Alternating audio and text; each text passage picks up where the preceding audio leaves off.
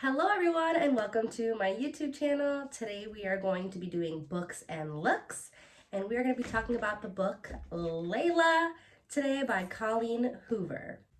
I do also just want to put a disclaimer. I want this to feel like it's a book club, so I am going to be doing some kind of spoiler alert warning in this book. If you're somebody that wants to read it for yourself, or if you're somebody that wants to kind of feel like you're in a little bit of a book club and we're going to discuss it together. The book opens up with a main character called Leeds, and he is tying what you believe to be his girlfriend, Layla, to a bedpost at the beginning of the story. So he also puts duct tape over her mouth, and he kind of is apologizing to her, and you're kind of trying to realize, where in the heck is this story going? How are we just going to open up with a man Leeds tying his girlfriend Layla to a bedpost? So that's where it all begins. And then you're also kind of finding out that the story bounces back and forth between an interview and between Leeds' memories. So at the beginning of the book, while he is tying her to the bed, he is also going downstairs and being a part of an interview. So you're kind of seeing that he's talking to someone about all of the things that happen leading up to him tying her to the bed. So it's kind of very interesting going back and forth from an interview to the storyline and kind of balancing that out. So the story officially starts out with Leeds playing in a music band at the beginning of the book, and he sees this girl dancing in the middle of the way, and she's the only one dancing, and she's also dancing very horribly, which catches Leeds' attention. And he's actually there to play for a wedding, which is the wedding of Layla's sister. Her name is Aspen. Once they go ahead and finish their set, he meets her out back of this bed and breakfast where he was playing at, and they get to know each other, and she's swimming in the pool, and he decides that this woman is like an incredible human being. She's very different. She's very exotic, almost, in a sense. They decide that they are going to stay at this bed and breakfast for a couple days and get to know each other a little better. And in those couple days is where things take a little bit of a turn. That Leeds is in a band. He does, get followers on Instagram, and he does have a pretty big fan base because he's part of this band. So he posts a picture of himself with Layla on his Instagram account. And some people see that and they are not very happy about that he has a new girlfriend and that she looks a little bit of a certain way. So he is going to the bathroom, and he starts to get a little sense of something is wrong because there was a lot of negative comments on the picture of Leeds and Layla. And Layla also saw a little bit of the bad comments, so he went ahead and just deleted the picture, didn't really think too much about it until there is a loud while he's in the bathroom. So he comes out of the bathroom, and then he finds out that Layla is shot. Time starts to pass, and then you find out that Layla did get shot in the head. She has a little bit of some memory loss, and she has a lot of anxiety and a lot of PTSD, as she should. She just got shot by one of Leeds' ex-girlfriends, Sable. She's not exactly the girl that he fell in love with. He's now her caretaker. She's a little bit different. She's a little bit on edge. Her personality seems a little bit more gloomy and sad. And he also starts to get in that way a little bit as well. He kind of misses the Layla that was peppy, the Layla that was quirky, and now she's just very sad and down all the time. So he decides that for them to kind of pick up the relationship where they left off, he's going to take her back to that bed and breakfast. Which I was reading that and I was like, what in the world are you thinking about? It has been a year past, but why would you take her back to the place that she got shot at?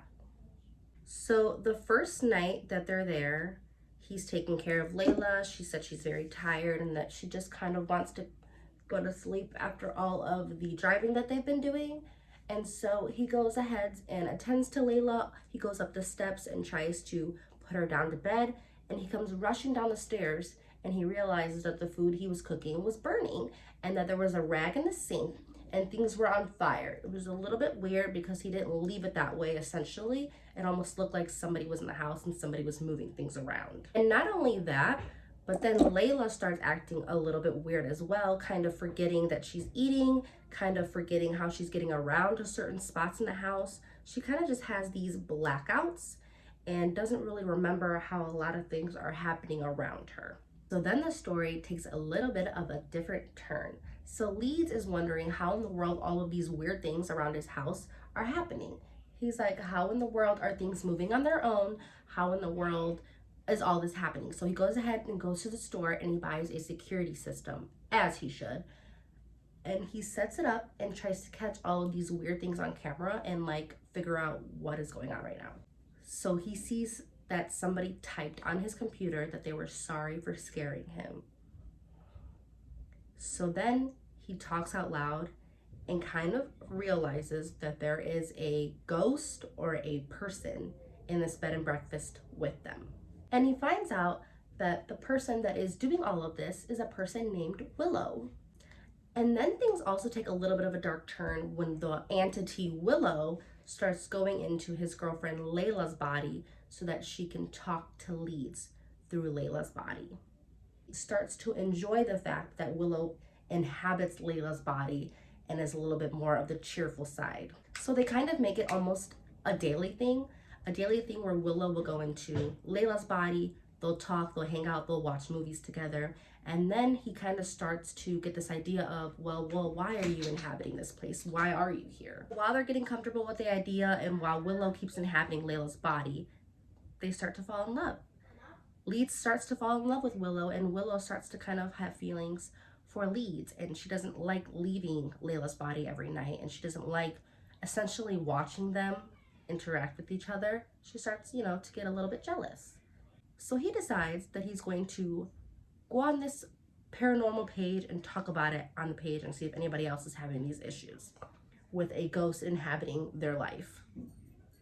And he finds someone, and that person says that they will come to the house and they will try and figure out why there is a ghost inside of this bed and breakfast. So that is where the aspect of bouncing back and forth in the story comes into play. So they let you know that he's having an interview with this detective guy, and then they bounce back and forth to the story of him with Layla and Willow and how they are interacting with each other.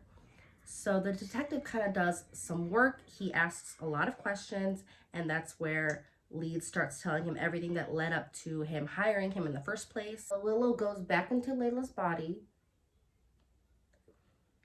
so that she can come down from her bedpost that she's tied to and taped off her mouth. And he invites her to come downstairs so that he can talk to her and kind of get a feel of her and try and figure out why she's inside of this bed and breakfast. So Willow inhabits Layla's body, comes downstairs, and starts talking to the detective and letting him know that she has a lot of Layla's memories and that she can kind of feel things when she's inside Layla's body, and that there's a lot of thoughts going on in her head. It's kind of jumbled up all in there, and she doesn't really understand why. Then the detective finds out that Willow is indeed not Willow. She is indeed Sable in Layla's body. He says that a lot of her memories are Sable's memories, which, if you remember, Sable is the ex-girlfriend of Leeds and is also the one that shot Layla. So he says that in the time that Sable shot Layla and Leeds shot Sable, their spirits were in the same room at the same time trying to find a place to go. One of the spirits, Sable, went into Layla's body, and then the spirit Willow is actually Layla's spirit that stayed at the bed and breakfast. Oh my gosh, when I read that, I was like, what the heck am I reading? But I mean, it kind of makes sense, as crazy as that sounds. Like, okay, Colleen Hoover, kind of makes a little bit of some sense. So once they figured that out, Leeds kind of decides, wow, this is why I have a relationship with Willow, because it's Layla. And this is why he hasn't really been spending a lot of time with Layla and enjoying her company, because inside of Layla was actually Sable, his ex-girlfriend. So he's kind of a little bit relieved. He's kind of like, oh my gosh, Layla's been here the whole time. No wonder I've loved you, Willow. So they're all kind of happy that they finally have a little bit of a resolution. And then the detective leaves and says, okay, I have done my job. Goodbye. But no, they're just supposed to live like this for the rest of their lives in the wrong bodies. And he's like, well, let me know when you figure that out. And then he leaves. So Leeds is stuck with Sable's ghost and Layla's body. So Layla comes up with this grand idea that Leeds should drown her so that she can die, and Willow, aka Sable, can find her spirit somewhere else. And she tells Leeds that he only has 5 minutes to make this work. He has to drown her and then resuscitate her in 5 minutes. So realizing that he wants Layla to be in her rightful body and he just wants to be a good, helpful boyfriend, he goes ahead and he drowns Layla. And then she loses her heartbeat.